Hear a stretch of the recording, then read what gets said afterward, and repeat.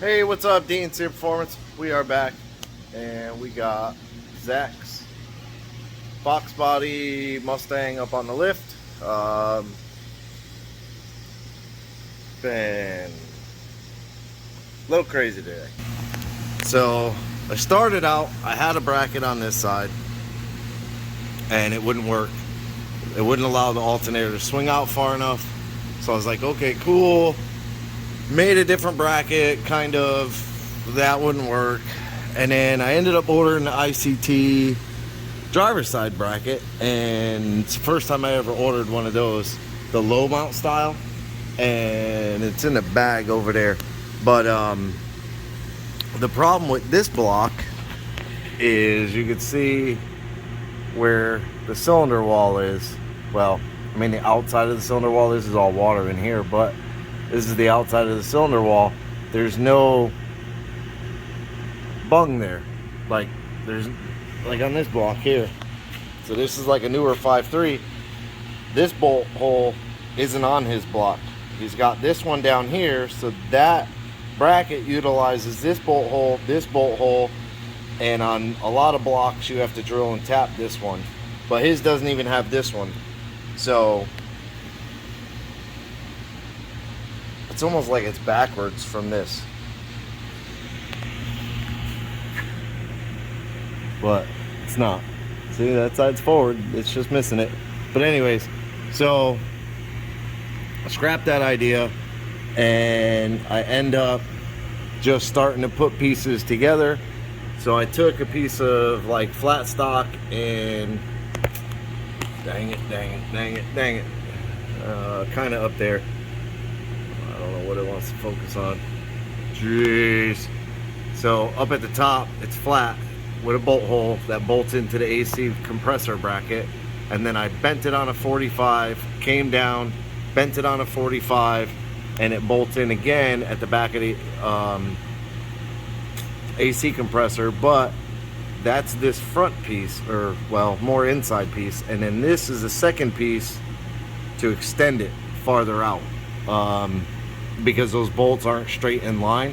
So to keep that one half of the bracket straight, I added the piece, welded it all up, and then I started adding tabs to catch the top of the alternator, which it's got a through bolt.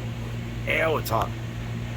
Through bolt through there, and then I did like the double Heim that's reverse. So once that this side is left-hand thread, this side's right-hand thread, so you just turn it one way. This was the old tensioner that I had made on the car that was really, really long. So I just cut it, welded it back together, made a little spacer to keep it off of the alternator, and called and ordered the belt. I kind of measured it and ordered the belt, and it's close to being lined up really good. I mean, it's lined up really good, but what's happening is when I tension it, it's kind of tweaking the alternator forward. So I have to take that bracket up there and either pull it back, or I gotta shave the alternator on an angle that it holds it straighter, whichever. But that alternator is like, I don't know if it's off a Mopar, I think it's off a Toyota. For some reason, that's kind of what's in my head. There's numbers up there somewhere. Just walking in circles now. There's some numbers on it somewhere on a tag. I just don't remember where. But I picked that up from some guys that I got a whole bunch of stuff from. I got an alternator, power steering pump, just a bunch of odd and end weird stuff that I had bought from them. And that was kind of in their pile of get rid of. So I bought it, put it on the car. I looked it up by the part number, and man, that rack is gross. There's one wire that you feed 12 volt ignition into, and then the big battery post goes back to the starter, and it charging like 14 and a half volts at idle.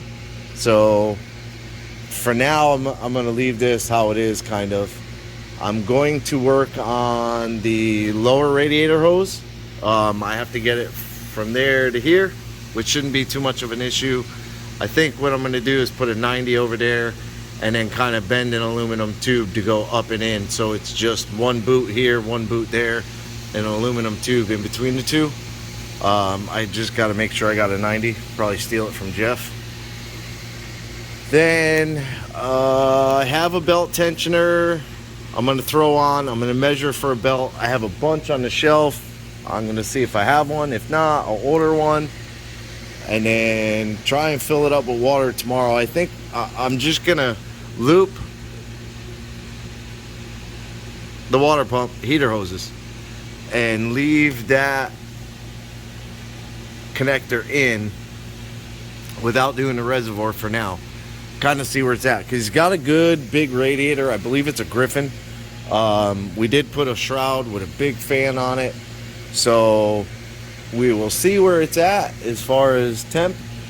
If we need to put like a reservoir, or if we have trouble bleeding it or something like that, something crazy, then I will address that. But yeah, I mean, plugging away on it, working on it. The alternator was kind of the big what if. So ordering a bracket and it not being right and trying to figure out 8 million different things, what you can do and whatever, it's just a giant pain in the butt. And that kind of took up a good portion of the day, but I got that on there. So I'm going to work on this lower radiator hose and see what I can come up with, and I'll be back. Alright, so we are back, and I have the coolant tube. So I did not quite a 90 there, came down a little bit of an angle, came over, and then there's a turn there going into that boot. Got the clamps on. Clamps are on this one. I gotta let the car down, but that keeps it a one-piece tube. Hopefully it works. Should work. I'm gonna let it down, get the rest of the clamps tight.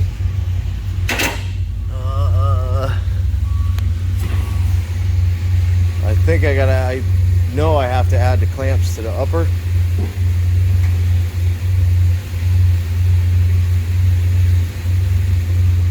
Boom. So yeah, I have to add the clamps to the upper and then figure out the loop for that water pump, the water pump, the heater hose. So yeah, and then I'm gonna measure for the belt.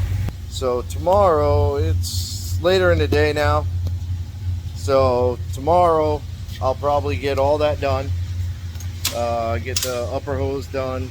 I'll get it done today, but I'll order the belt tomorrow or find one over there. I'm gonna get the tensioner on. I'm gonna do all that crazy crap, and then I'm gonna have shit fall for no reason.